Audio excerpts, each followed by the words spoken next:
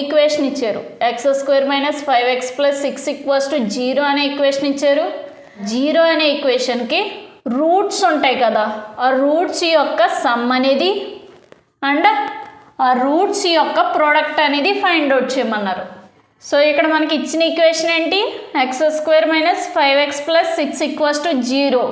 దీనికి alpha comma beta అనేవి roots అనుకుంటే దీని సమ్ ఆఫ్ రూట్స్ ఏమవుతుంది, ఆల్ఫా ప్లస్ బీటా, అండ్ దీని ప్రొడక్ట్ ఆఫ్ రూట్స్ ఏమవుతుంది, ఆల్ఫా బీటా. సో దీని సమ్ ఆఫ్ రూట్స్ని ప్రొడక్ట్ ఆఫ్ రూట్స్ని ఫైండ్ అవుట్ చేయడానికి ఇది మనకి ఏ ఫామ్లో ఉంది, ఇది ax² + bx + c = 0 అనే ఫామ్లో ఉంది.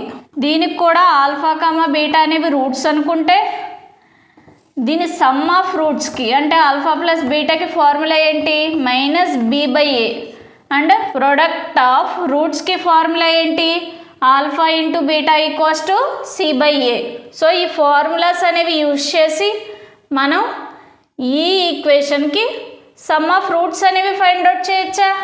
ఈ రెండాటిని కంపారిజన్ చేస్తే మనకి b ప్లేస్లో ఇక్కడ ఏముంది, -5, అంటే దీన్ని ఎలా రాసుకోవచ్చు, -5/a ప్లేస్లో ఏముంది, ఇక్కడ ఏమీ లేకపోతే 1 ఉన్నట్టు, 1 -5 అంటే 5/1 = 5. ఆల్ఫా బీటా అంటే ఎంత, c/a.